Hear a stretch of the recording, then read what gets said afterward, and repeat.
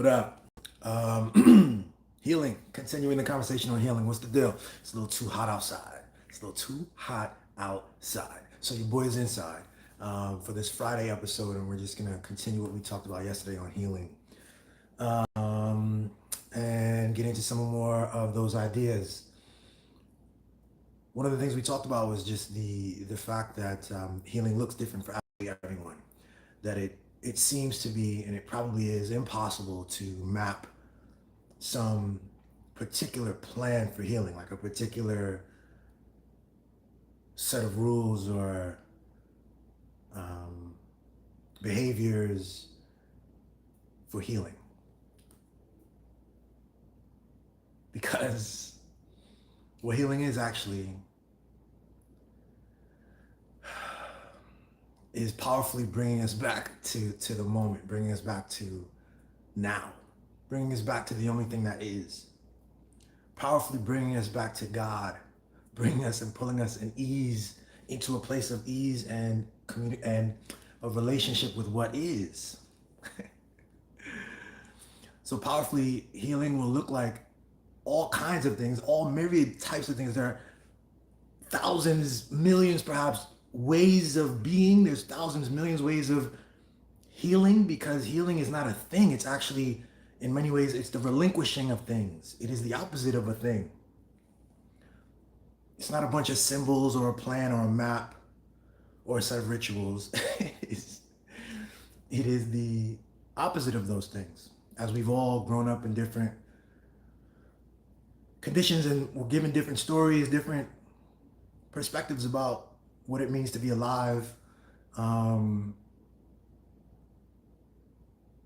God, not God, who we are, what our value is, what we should be doing, we should be anxious about, what we should be fearful of.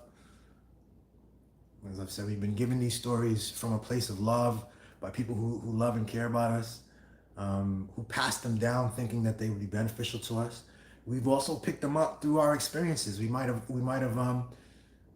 found that there is safety in a certain behavior. There is love and acceptance in a certain behavior. And we take those stories on and we believe them. We believe them to such a degree that they no longer exist as beliefs. They exist in our minds as truth. They exist in a place that almost, it feels beyond reproach. It's normal. We've normalized a set of ideas about ourselves and our relationship to the world and our relationship to everything that is. And that healing engages in the breakdown of those things. It's a very interesting process that can't be pointed to and described in a particular way that would apply to each of us, because it is the opposite of a story. It is the removal of stories to come back to a place where you realize, before words, before we were told what it means to be good, what it means to be employable, what it means to be a man, what it means to be a black man, what it means to be a woman, what it means to be a whole host of things. And so it's unpredictable. It's unpredictable.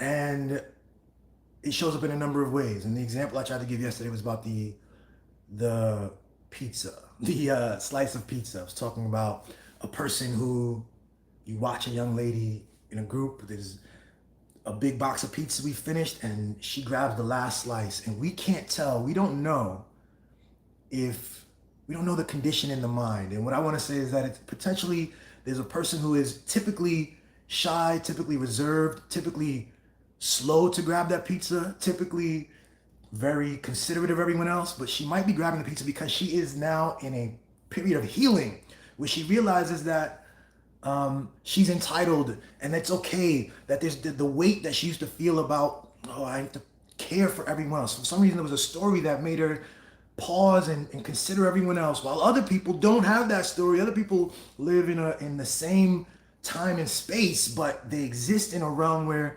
they can be active. It's okay to be active. It's okay to be aggressive even. And for her, all her life, she's built up a world where it's not okay to be that. and we might happen upon her. We might meet her at that point when there's that final slice of pizza, and what looks like a simple gesture, this grabbing a slice of pizza, is actually a huge psychological move, a healing, a spiritual move, an act that changes her entire sense, or continues to build as she continues to change her entire sense of the world. When I say a spiritual move, I'm talking about reality. I'm not. I grew up with a sense that, and this is why words are so. I keep talking about words, right? Even the idea of spirituality. I'm not. I'm talking about what is. I'm not talking about some other place, some weird, dark other place. I'm talking about what is right now. I'm talking about the nature of our experience, the nature of our experiences together, the nature of our experiences individually. Um, and just the way we talk, the way we engage with this world, we parse things out and we split things up. As I've said so many times before, we do it because there's good reason for it. It helps us tell a complex story. And so we want to say that there's a thing that is, and then there's this other thing called spirituality. There's this other realm or whatever. And it's all one thing. You come back to that truth and you understand that yes, it's all one thing. And so, you know,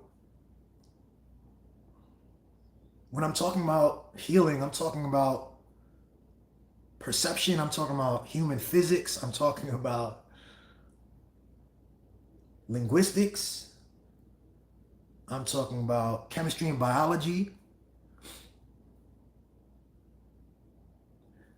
We are aware to some degree of the human miracle about this experience. We don't even scratch the surface. We don't, like I say, so much of what can be viewed as entirely miraculous and insane, we normalize. We don't experience it as such. Walking downstairs, the kind of coordination it takes to walk safely downstairs. If you're older than 5 years old, you've done that, and you're not, you're an able-bodied person. You've done that, and we no longer feel it. Sight. We no longer feel it. This ridiculous ability we have. If you're someone who draws, you have a skill, or you dance, you don't feel, you don't understand, like, the things you do with ease were not entirely easy to you at first. And for other people, they marvel at it, right? The way that your body is able to move and you're able to hit things. It is because you put the energy and the attention there. You were able to bring your incredible personal intuition, attention, and energy towards building yourself in a way to be able to do those things. When I played football, the things people can do, running and catching a football while getting hit, and the depth perception and being able to throw a football in the direction of someone running at a certain speed at a certain angle, and to know how to hit that. Most people can't do that. It's through that skill. That's incredible. It's through that practice.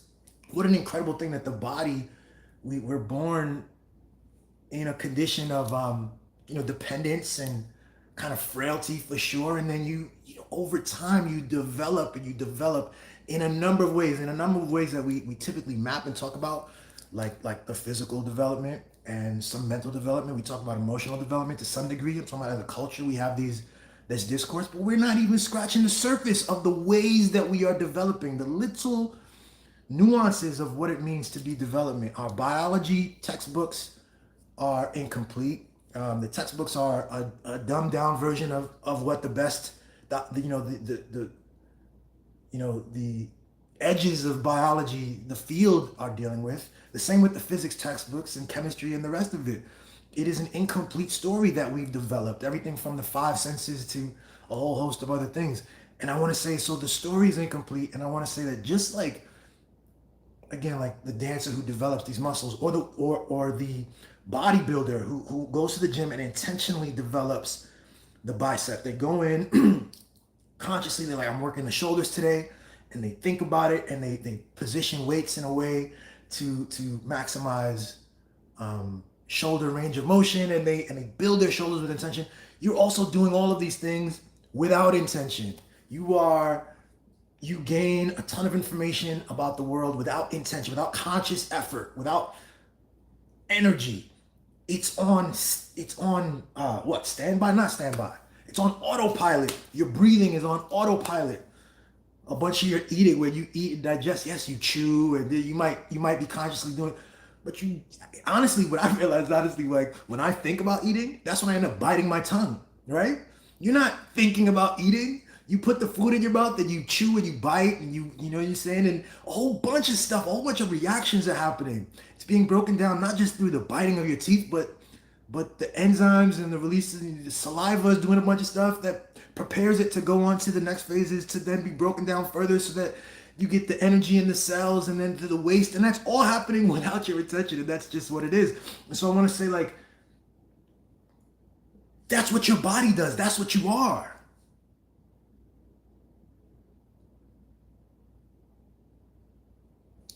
But without dealing with that, without engaging with that, without learning to notice that, you can fall out of love with it. You can dismiss it. You won't even see it.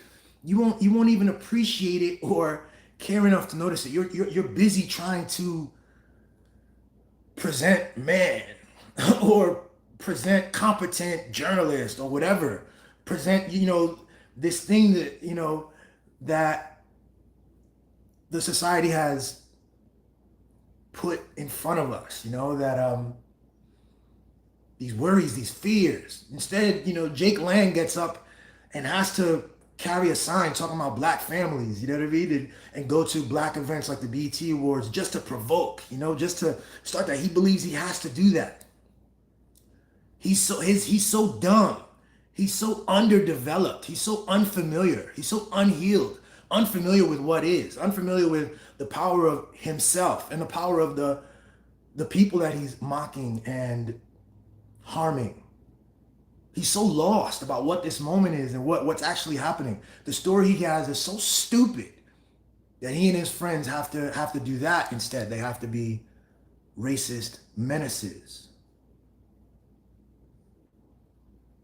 So we develop our muscles, we develop our sense of self. While we talk about muscles a lot, and we've mapped it very much, and there's lots of people interested in kinesiology in the body, and also without an intention, we build up over our lifetime a really strong, involuntarily, we build up a sense of what reality is, about what's scary, about what's good, about what's high value, about what you should strive for, about what you should avoid, about who you are. And healing begins to notice that it's just a story. It begins to peel away at these things. It begins to, as I have my example with my family, I was in my late 30s, unaware that I could engage with my family differently, that I didn't have to play the role that I was certain I had to play, which was this kind of a fixer, uncle, brother kind of role. I was certain of that. I didn't like it. It bothered me. I had all kinds of issues with it, but I played the role dutifully because I felt that it was what I had to do, what reality was for me in my family. And I did what I had to do to protect it, people couldn't see it, or you know what I'm saying? And I always feel that until I realized that there's a bigger story. And when I did, I could engage differently. And when I did, things got weird and different. And they continue to be different. And I'm free of that story, and I'm healed, and now I can engage with my mom in a completely different way. And I can engage with my brothers in a completely different way when the time is right.